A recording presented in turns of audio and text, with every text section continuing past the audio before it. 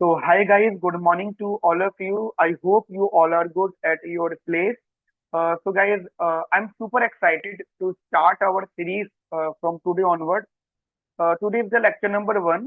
इससे पहले मैंने लेक्चर 0 यानी ओरिएंटेशन सेशन किया था, ठीक है, जिसके अंदर हमने बहुत सारी बातें करी थी। आई होप आप लोगों ने वो सेशन भी देखा हो। ये सारी बातें मैंने उसके अंदर करी हुई थी, ठीक है।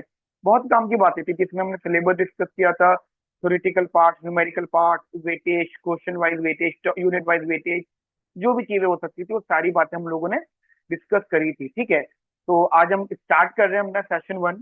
तो फर्स्ट ऑफ ऑल थोड़ा सा मैं आपको बता देता हूँ हम लोग जो टॉपिक पढ़ने वाले हैं। देखो, लेक्चर नंबर 1 से लेकर आगे के जितने भी लेक्चर्स होंगे, तो अधिकतर लेक्चर्स में जो शुरुआत में कर रहा हूँ, ये स्टार्टिंग।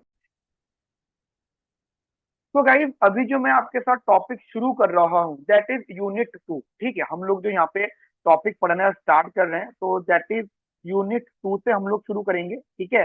फिर यूनिट 3 करेंगे, फिर यूनिट 1 करेंगे, फिर यूनिट 4 करेंगे। अब आप सोच रहे होंगे सर आप ऐसा क्यों कर रहे हो, यूनिट 1 से क्यों नहीं शुरू कर रहे हैं। देखो, जो हमें टॉपिक अंडरस्टैंड करने हैं, समझने हैं, ठीक है, जिनकी एग्जाम में बहुत ज्यादा इंपॉर्टेंस है, और जो टॉपिक आपस में इंटरलिंक्ड हैं, तो उसका जो सीक्वेंस बैठा है वो बेटा यूनिट 2 से बैठा है, ठीक है। इवन हमें पहले यूनिट 2 करना है, फिर यूनिट 3 करना है, मतलब उसके सीक्वेंस का पार्ट है। फिर यूनिट 1 पर आएंगे, फिर यूनिट हम 4 पर आएंगे, ठीक है। और यूनिट 2 के अंदर आप, तो उसके अंदर हमारे पास जो चैप्टर्स हैं मैन क्यू के, ठीक है, मैन क्यू के chapter number 4, chapter number 5, chapter number 6, chapter number 7, and then chapter number 9, ठीक। ये चैप्टर आपको लोगों को यहाँ पे स्टडी करने हैं। और यू बिलीव गाइस, बहुत ही इंटरेस्टिंग चैप्टर्स हैं, बहुत ही आसान तरीके से हम लोग यहाँ पे डिस्कस करेंगे, ठीक है। और इसकी जो पूरी वेटेज है यूनिट नंबर 2 की, दैट इज जो वेटेज यहाँ पे सेट हुई हुई है, दैट इज 30 मार्क्स।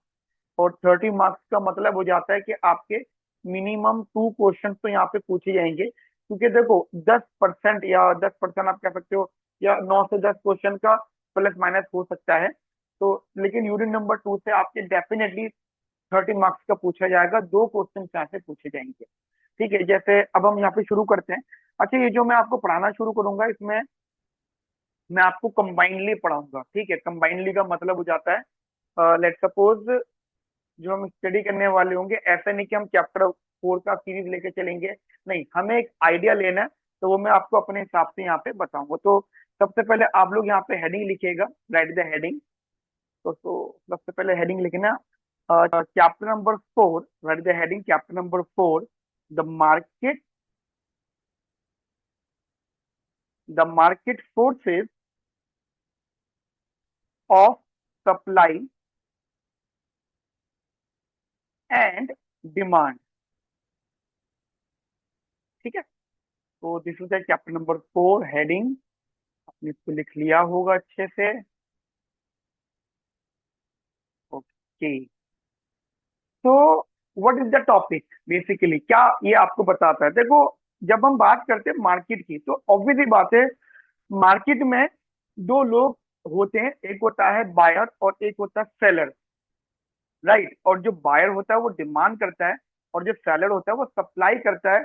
तो बेसिकली जो हम यहाँ पर टर्म यूज कर रहे हैं, that is, we are basically use the term supply and demand. ये जो टर्म मैंने यहाँ पे यूज करी बेटा, that is basically use for the behaviour of people, that is the term use for behaviour of people, behaviour of people in the market, people in the market, or you can say that people in a competitive market। जब हम बात करते हैं ना, competitive in a competitive market, as they interact with each other, as they interact with each other, right. तो जब भी हम लोग यहाँ पे बात करेंगे डिमांड और सप्लाई की, तो ये उन लोगों के बिहेवियर को रिप्रेजेंट करेंगे जो कॉम्पिटिटिव मार्केट में इंटरेक्ट कर रहे हैं एक दूसरे के साथ। अब जैसे हम बात करते हैं सप्लाई, तो सप्लाई बेसिकली कौन करता है, जो सप्लाई करता है वो सेलर होता है किसी भी प्रोडक्ट का, और जो डिमांड होती है वो बायर करता है, ठीक है। तो यहाँ पे इसका मतलब जो लोग हैं, पीपल हैं, वो यहाँ पे सेलर होंगे और यहाँ पे बायर होंगे। Now again we use the term a competitive market. तो the competitive market is what? Competitive market वो मार्केट होती है जहां पे प्राइजेस गिवन होते हैं। कभी भी कोई पूछे what about the competitive market, competitive market. So competitive market is a place, it is a place where prices are given. देखो, जो टर्म हम यूज कर रहे हैं कॉम्पिटिटिव, तो कॉम्पिटिटिव का मतलब होता है कि prices are given of the product and no one basically affect the price. मतलब ना तो डिमांडर ना सप्लायर उस प्राइस को अफेक्ट बेसिकली यहाँ पे कर सकते हैं, ऐसा नहीं हो सकता, ठीक है। और ये एक मार्केट ऐसी हो जाती है जहां पे it is a place where prices are given of the product and the group of people and the group of buyer and seller, buyer and seller uh, involved in a particular trade, in a particular trade, right? तो basically what is the competitive market? Competitive market एक ऐसा place होता है जहां पे buyer और seller किसी भी पर्टिकुलर ट्रेड में इन्वॉल्व होते हैं, और वो इस तरीके से इन्वॉल्व होते हैं कि जो प्राइजेस होते हैं बेटा वो अफेक्ट नहीं हो रहे होते, प्राइजेस आर बेसिकली गिवन, ठीक है। एंड हम लोग ये कहते हैं कि इट्स अ कॉम्पिटिटिव मार्केट। जो कॉम्पिटिटिव मार्केट के लिए दो बातें यहाँ पे अप्लाई होती हैं, राइट। कॉम्पिटिटिव मार्केट के लिए बेटा यहाँ पे दो बातें अप्लाई होती हैं। नंबर वन इंफॉर्मेशन ये क्या होता है कि यहाँ पे जो बायर्स होते हैं एंड जो सेलर्स होते हैं, बोथ आर मैनी। मतलब बहुत सारे बायर्स होते हैं और बहुत सारे यहाँ पे सेलर्स होते हैं। और वेरी इंपॉर्टेंट इंफॉर्मेशन क्या होती है कि जो प्राइजेस होते हैं ना, जो मैंने आपको अलग से भी डेफिनेशन बताया, prices are given of the product. अब इसका मतलब क्या हो जाता है कि कोई भी सिंगल एजेंट मार्केट के प्राइसेस को अफेक्ट नहीं कर सकता, ठीक है। बट ये जो प्राइस होते हैं गिवन होते हैं in the market, but they are set in the industry. तो कभी भी आपसे कोई पूछे कि जो प्राइस गिवन है, ठीक है, prices are given in the competitive market, but where they set, तो they are set in industry. तो जो इंडस्ट्री के अंदर प्राइस सेट होता है, इंडस्ट्री हमेशा प्राइसेस उन लोगों के लिए सेट करती है जो कंपटीशन का हिस्सा होते हैं। मान लीजिए कुछ लोगों में कंपटीशन है, तो वो अब हर कोई आदमी तो अपना फायदा सोचेगा, तो एक थर्ड इंस्टीट्यूशन होता है जो उन लोगों के लिए बेटर सोचता है। लेट सपोज दो फर्म्स हैं या मार्केट है, तो या बायर सेलर है, तो बायर सोचेगा मैं कम से कम पैसे दूं, सेलर सोचेगा कि मैं ज्यादा से ज्यादा पैसे कमाऊं सामने वाले से। तो इन दोनों में आपस में कभी भी ट्रेड नहीं होगा। तो यहाँ पे एक इंडस्ट्री आ जाती है जो प्राइस सेट करती है, जिसको सबको फॉलो करना पड़ता है। अब यहाँ पे कोई भी सिंगल फर्म ये नहीं कह सकती कि हम वाला प्राइस फॉलो नहीं कर रहे। यदि वो ऐसा करते हैं तो फिर बेटा दिक्कत होती है, फिर वहां पर ट्रेड पॉसिबल ही नहीं होगा। और जो सप्लाई होती है उस प्रोडक्ट की किसी पर्टिकुलर सप्लायर की साइड से, वो जीरो हो जाती है। तो ये मैं आई मेरी बात आपको, तो ये चीज थोड़ी सी आप अपने माइंड में रखिएगा। So this is the basic theory of the competitive market, ठीक है। Now the idea is that कि हमें यहाँ पे मार्केट को समझना है एंड द पीपल जो यहाँ पे मार्केट में अट्रैक्ट होते हैं। एक तो हो गया बायर जो डिमांड के बेसिस पर आता है, एक सेलर जो सप्लाई करता है। तो नाउ द नेक्स्ट हेडिंग जो आपको मेरे साथ में स्टार्ट करनी है, दैट इज डिमांड। गाइस ये वही डिमांड टॉपिक है जो आपके एकेडमिक्स में थे, बट हम ना इसको बहुत शॉर्ट में डिस्कस कर रहे हैं, बिकॉज यू नो कि अब इस लेवल के एग्जाम्स में आपसे ये क्वेश्चन नहीं पूछे जाएंगे, आपके अब आएंगे एप्लीकेशन क्वेश्चन। तो अभी भी अगर आप लोग रीडिंग से पढ़ रहे हो ना, तो रीडिंग में ध्यान रखना, सारी चीजों को बहुत डिटेल में पढ़ने की जरूरत नहीं है। जैसे मैं आपको एक बेसिक आइडिया दे देता हूँ कि what is the demand here, कि डिमांड की डेफिनेशन क्या है। तो demand is basically what? Demand is a situation where person faces three things, कि उस किसी भी कमोडिटी की डिमांड तभी पॉसिबल हो सकती है जब उस कमोडिटी के लिए डिजायर हो, ठीक है, और उसका विलिंगनेस टू पे हो और उसके पास में मनी हो, राइट। तो ये डिमांड यहाँ पे आती है, राइट। तो एक तो आप एक आइडिया रखना कि what is demand, what is demand, basic idea, ठीक है। And what is quantity demand, right. What is, no doubt, what is demand and what is the quantity quantity demand, ठीक है। अच्छा, जब हम लोग डिमांड की बात करते हैं तो we are focusing on the law of demand. हम लोग लॉ ऑफ डिमांड पे आते हैं। तो डिमांड के लिए तीन चीजें होनी जरूरी होती है, जैसे मैंने आपको बताया, डिजायर होना, मनी होना, एंड विलिंगनेस टू पे। ये तीन चीजें डिमांड के लिए मैटर करती हैं। बट मान लीजिए आपके पास में ये तीनों चीजें, बट आफ्टर दैट इसके बाद भी एक बहुत इंपॉर्टेंट लॉ आता है, that is law of demand. वो अप्लाई होता है, और ये जो लॉ ऑफ डिमांड है, ये बस एक छोटा सा एक्सप्लेनेशन देता है। वो बताता है कि there is a inverse relationship, there is a inverse relationship between relationship between price of the commodity and quantity demand of the good, ठीक है। तो ये इनवर्स रिलेशनशिप होता है। लेट सपोज अगर आप यहाँ पे बनाना भी चाहो, तो this is quantity of good x, this is price, तो दैट इज दिस, ठीक है। तो ये आपका डिमांड फॉर गुड एक्स हो गया, ठीक है। ठीक है, तो बेसिक, तो अब जैसे हमने यहाँ पे एक डिमांड फंक्शन का आइडिया है, मैं आपको एक बात फिर बता रहा हूँ कि आपके पेपर में एप्लीकेशन बेस्ड क्वेश्चन आएंगे, बट इस इन चीजों का नॉलेज लेना जरूरी है। चैप्टर नंबर 4 आज हम लोग वाइंड अप कर देंगे, इसमें बहुत ज्यादा कुछ नहीं है। अब इसके बाद में, जैसे हमने लॉ ऑफ डिमांड की बात करी, ऐसे आपका यहाँ पे डिमांड शेड्यूल होता है, ठीक है। There is also the demand schedule. What is demand schedule? तो डिमांड शेड्यूल इज व्हाट, जहाँ पे आपकी मल्टीपल इंफॉर्मेशन अवेलेबल होती है। दिस इज अ टेबल, जो आपका एक प्रकार का टेबल होता है, which represent the relationship between, और can say that shows the relationship between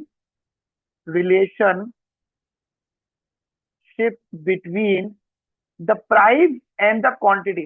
late suppose आपने बोल दिया कि ये क्वांटिटी और ये प्राइस है, क्वांटिटी है 1 2 3 एंड द प्राइस इज 10 8 6 4 2, ठीक है। तो दिस इज द शेड्यूल, ठीक है। तो इसमें कोई ज्यादा खास निंजा टेक्निक नहीं है, ठीक है। तो जब भी हम लोग डिमांड शेड्यूल की बात करते हैं, तो एक ये उस रिलेशनशिप को शो करता है जहाँ पे कंज्यूमर अपने कमोडिटी के प्राइस के अकॉर्डिंगली क्वांटिटी को बाय करता है, राइट। अपने क्वांटिटी के अकॉर्डिंग, प्राइस के accordingly, to keep other thing constant, that influence how much of the consumer want to buy, ठीक है। तो that basically represent how much of consumer can buy the commodity, और you can say that the good, ठीक है। कितना वो good को consume कर रहा है, कितना वो गुड को बाय यहाँ पर कर रहा है, ठीक है। तो अगर आप इसका एक जनरलाइज डायग्राम पर भी बात भी करो, तो शायद वो कुछ इस प्रकार हो जाएगा, विद एक्स, विद प्राइस, और this, मतलब ये पॉइंट मान लिया आपने, ये मान लिया आपने क्वांटिटी का 1, ये मान लिया 10, और ये वाला मान लिया आपने मैक्सिमम क्वांटिटी 5 मान ली, और इसका जो प्राइस मान लिया दैट इज 2, और बाकी जो है के बीच में लाई करना है, ठीक है। बाकी जो बेटा इसके बीच में लाई कर रहे हैं, मतलब 1 2 3 4, ठीक है। और ये 8 6 4, ठीक है। तो ये आपका डिमांड शेड्यूल है, और this is demand curve, that is known as the demand curve, ठीक है। नाउ अब यहाँ पे देखो, दो प्रकार की डिमांड्स आती है, एक होती है आपकी मार्केट डिमांड, और एक होता है आपकी बेटा इंडिविजुअल डिमांड, ठीक है। तो अब यहाँ पे दो प्रकार की डिमांड्स आती हैं। तो the market demand versus individual demand, ठीक है। So there are two types of demand. One is market demand and other is individual demand. तो भाई जब भी किसी भी कंज्यूमर की डिमांड होती है, जो मैंने अभी आपके सामने शेड्यूल बनाया है, ठीक है, जो भी हमने डिमांड शेड्यूल की बात करी है, तो वो इंडिविजुअल डिमांड होती है। लेट सपोज यहाँ पे हमने बोला कि एजेंट ए है, एजेंट बी है, एजेंट सी है, ठीक है, एजेंट डी है, और ये उनकी क्वांटिटीज है। मान लो एजेंट ए डिमांड कर रहा है किसी कमोडिटी की 12, एजेंट बी डिमांड कर रहा है किसी कमोडिटी की 10, एजेंट सी डिमांड कर रहा है किसी कमोडिटी की 8, एजेंट डी कर रहा है किसी कमोडिटी की डिमांड 20, ठीक है। और ये मान लो मार्केट के अंदर किसी भी कमोडिटी का प्राइस है, let suppose the price must be 1 2 3 and 4, 4 तक का प्राइस मान लेते हैं अपन लोग यहाँ पे, ठीक है, लेट सपोज।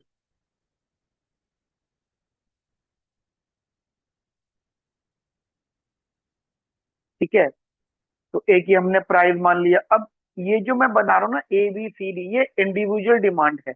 जैसे लेट सपोज आप बोल दो इंडिविजुअल डिमांड, और अगर मैं इन सबका ऐड कर लूं, whenever we talk about the market, तो मार्केट में सबका ऐड कर लो, दैट इज 12 प्लस का 10 plus 8 plus 20, that means what, 20 30 30 30 और 20 50। तो total market at one price, market में डिमांड 50 हो गई, ठीक है। ऐसी इसकी डिमांड मान लो, लेट सपोज 10, इसकी 8, इनकी 6 और इनकी 16, या इसको, हाँ जो भी आपको दिल करे आप इसको मान सकते हो। और इनकी 8, इनकी 6, ठीक है। इनकी हमने 6 मान ली, इनकी 4 रख ली, इनकी 4 रख ली, इनकी 2 रख ली, इनकी 12 रख ली, और इनकी 8 रख ली। तो वट एवर द जो भी हम चीजों को ऐड करके रिजल्ट बताएंगे, ठीक है। तो ये हमारा आंसर यहाँ पे आता जाएगा अगर हम इनको सम अप करते रहते हैं। तो अब आपको फोकस क्या करना है ना, एक काम कर लेते हैं, सबको ऐड कर लेते हैं। जैसे 16 और 6, 22 22 30 30 40, ये 40 हो गई। फिर ये हो गई 10 10, एंड ये 12 प्लस 8 20, ये हो गई 30, ठीक है ना। आफ्टर दैट ये 10 और ये 10 और ये हो गई आपकी 20। अरे वाह, ये तो बिल्कुल एग्जैक्ट अमाउंट आपको दिखे। तो अब आप एक चीज देखें, इंडिविजुअली ये है, और जो मार्केट है वो ये है, एट रुपीज 1 या एट रुपीज 2 इंडिविजुअली ये है, ठीक है। और मार्केट आपकी 40 हो गई। तो आपको ये क्लियरली दिख रहा होगा कि इंडिविजुअल लेवल, मतलब एजेंट ए की अलग है, let suppose agent A, agent B, agent C, agent D, और एजेंट में अब यहाँ पे आएगा मार्केट, ठीक है। तो इनकी जनरली ये डिमांड मान लो आप, लेट सपोज। तो अगर आप मार्केट की देखो तो मार्केट की होगी फ्लैटर। क्यों? क्योंकि एट द प्राइस 1, जो लोग ये सब थोड़ी थोड़ी थोड़ी डिमांड कर रहे थे, at price 1 market demand whole, ठीक है। तो ये एजेंट ए की डिमांड हो गई, ये बी, ये सी और ये डी, और ये हो गई आपकी मार्केट डिमांड कर। क्लियर है मेरी बात आपको बेटा? तो कभी भी कोई आपसे पूछे कि what do you mean by market demand, तो market demand is the sum of the all individual quantity demanded, ठीक है। एक छोटा सा नोट भी लिख लीजिए, that is market, quantity demanded in a market, quantity demanded in a market is the sum of is the all the individuals, या फिर आप कह सकते हो sum of the quantity demanded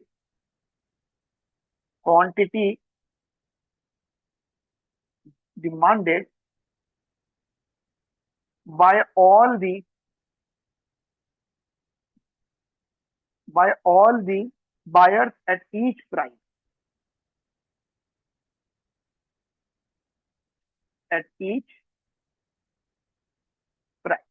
ठीक है। तो एक बेसिक आइडिया आपको यहाँ पे रखना है इससे रिलेटेड। अब अगला अगला टॉपिक इसमें ऐड होता है, that is how you say that, कि how the shift in the demand curve arrive, ठीक है। और you can say that shifting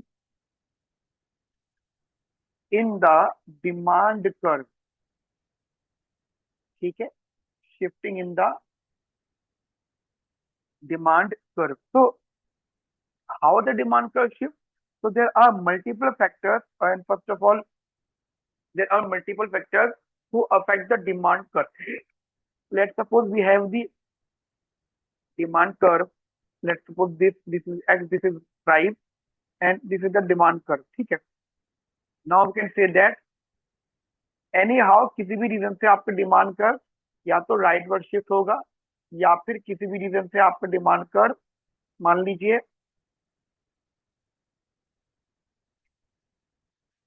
left word shift होगा. ठीक है, कोई भी रीजन हो सकता है आपका डिमांड. तो अब या ये जो राइट वर्ड शिफ्ट हो रहा है, इसको तो आप बोलोगे इंक्रीजिंग डिमांड. ठीक है, तो that is known as increase in demand. इसको ग्रीन ही रख लेते हैं. Increase in demand. और ये जो लेफ्ट वर्ड हो रहा है that is decrease in demand.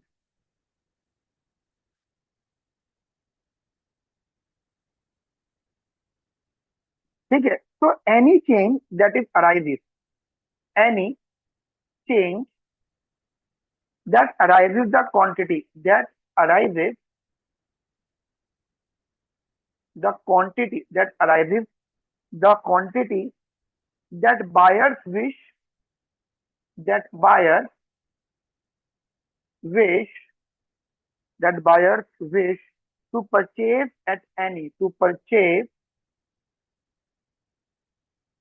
at any to purchase at any given price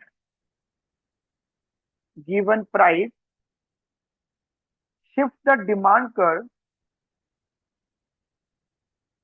shift the demand curve shift the demand curve to the right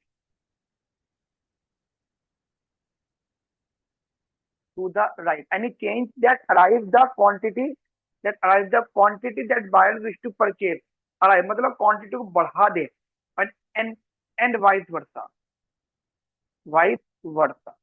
और अगर क्वांटिटी प्राइस मतलब other factor unfavourable है, तो quantity यहाँ पे बेसिकली कम होगी. तो basically हम लोग यहाँ पे फेवरेबल और अनफेवरेबल की बात करते हैं. ठीक है, अब इंक्रीज इन डिमांड कब होता है? When the factors basically are change in respect to the favour. ठीक है, तो ध्यान रखना, अगर फेवरेबल चेंज है, फेवरेबल चेंज इन, ठीक, अगर फेवरेबल चेंज है, ठीक है, इकोनॉमी के अंदर, तो ध्यान रखना it will basically increase in demand. And अगर अनफेवरेबल है, in case there is unfavourable,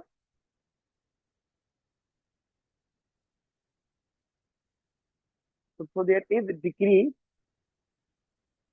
in demand. Got it? तो देयर बेसिकली या तो यहाँ पे इंक्रीज इन डिमांड होगा, या फिर यहाँ पे बेटा डिक्रीज इन डिमांड होगा. और वो डिपेंड करता है कि हाँ ये फेवरेबल है या फिर अनफेवरेबल है. Now what are the factors जो हमारी इकोनॉमी में डिमांड को अफेक्ट करते हैं? तो अ लॉट ऑफ फैक्टर्स जो डिमांड को अफेक्ट करते हैं. ठीक है, जिसमें सबसे पहला फैक्टर हमारे पास आ जाता है इन सबसे पहला फैक्टर आ जाता है इनकम. सेकंड फैक्टर आ जाता है रिलेटेड गुड्स. थर्ड फैक्टर आ जाता है taste and preferences.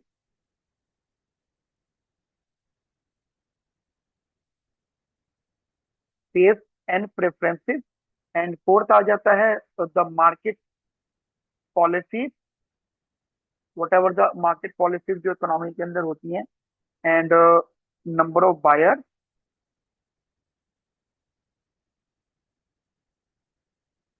And the fifth one is expectation. ठीक है, एक्सपेक्टेशन. तो ये 6 हमारे पास फैक्टर है जो अफेक्ट करते हैं. अब जैसे इनकम है, इनकम का मतलब क्या हो गया? इनकम का नॉर्मल, अब देखो इनकम का कमोडिटीज पर रिलेशनशिप है, इम्पैक्ट पड़ रहा है. अब हमारा अगर नॉर्मल कमोडिटी है तो इनकम का पॉजिटिव इम्पैक्ट है, अगर इंफीरियर कमोडिटी है तो भैया वो नेगेटिव इम्पैक्ट है ना. तो इस प्रकार का हमारा रहेगा. ये हमारा नॉर्मल और इंफीरियर का नेचर हो गया. क्या बोला मैंने आपसे? लेट सपोज अगर मैं बात करता हूँ, जैसे मैंने बोला ये नॉर्मल, मैंने बोला लेट सपोज हमारा नॉर्मल गुड है। तो नॉर्मल गुड का मतलब क्या हो गया? As income increases, as income increases, then it will uh, increase the it will increase the quantity demanded of the good. Demand definitely बढ़ेगी, ठीक है, डिमांड पक्का बढ़ेगी अगर हमारा नॉर्मल गुड है। और अगर हमने बोला इंफीरियर गुड है,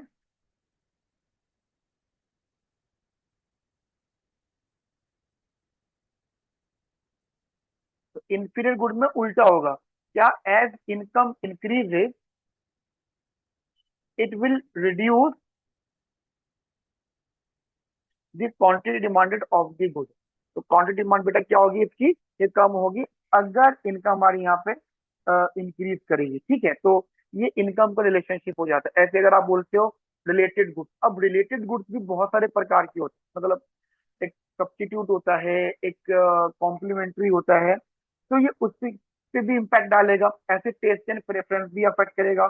मार्केट पॉलिसीज, अब मार्केट पॉलिसीज में लेट सपोज मार्केट की पॉलिसी है, लिमिट आ गया कि इससे ज्यादा नहीं आप जो है बाय कर सकते, ठीक है। जैसे पेट्रोल है, पेट्रोल पे जनरली से बात है कि गवर्नमेंट ने पॉलिसी लगा रखी है इससे ज्यादा आप नहीं कंज्यूम कर सकते, या आप नॉर्मल आउटसाइडर, या मतलब आप बाइक, अब अपने व्हीकल के अंदर ही डलवा सकते हो, आप अलग से कैन लेके नहीं जा सकते। तो देर आर मल्टीपल पॉलिसी जिसकी वजह से डिमांड आपकी अफेक्ट होती है। नंबर ऑफ बायर्स अगर बढ़ गए इकोनॉमी के अंदर, ठीक है, तो डिमांड एकदम हाई करेगी, ठीक है।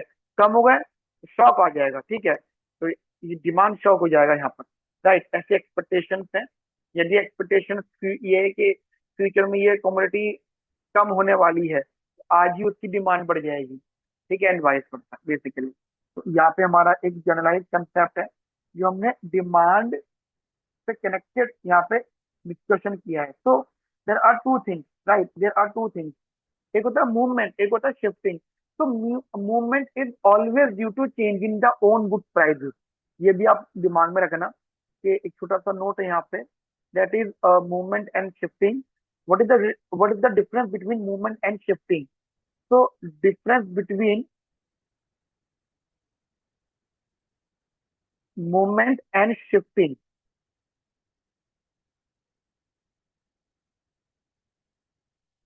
ऑफ अ डिमांड, ठीक है, और movement of shifting of demand curve, ठीक है। तो देखो, मैं यहाँ पे दो डायग्राम बना रहा हूँ। एक डायग्राम ये, ठीक है, आपने एक पॉइंट मान लिया ये वाला, इससे आप ये प्राइस हो गया, ये क्वांटिटी हो गया, इससे आपने नाम दिया लेट सपोज ए, ये name this, that is a. और एक आपने नाम दिया यहाँ पे इसको बी, ठीक है। तो ये ए टू बी जा रहा है, बी टू ए जा रहा है। तो that is first of all, अगर ये हम ए टू बी जा रहे हैं और बी टू ए जा रहे हैं, तो this is only due to change in price, तो that is known as movement. मतलब अगर प्राइसेस वेरी करेंगे तो डिमांड हमारी अफेक्ट होगी। अच्छा, डिमांड हमारी हमेशा अफेक्ट होगी। सिमिलरली ये हो गया क्वांटिटी, ये हो गया price, this is the demand. ये राइट में शिफ्ट हो रहा है, ये लेफ्ट में शिफ्ट हो रहा है। तो there are two reason, right. ध्यान रखना यहाँ पे, अदर देन प्राइस, यानी आप कह सकते हो अदर फैक्टर्स रिमेन कॉन्स्टेंट, जितने फैक्टर्स हैं, ठीक है। एंड यहाँ पे प्राइजेस रिमेन कॉन्स्टेंट,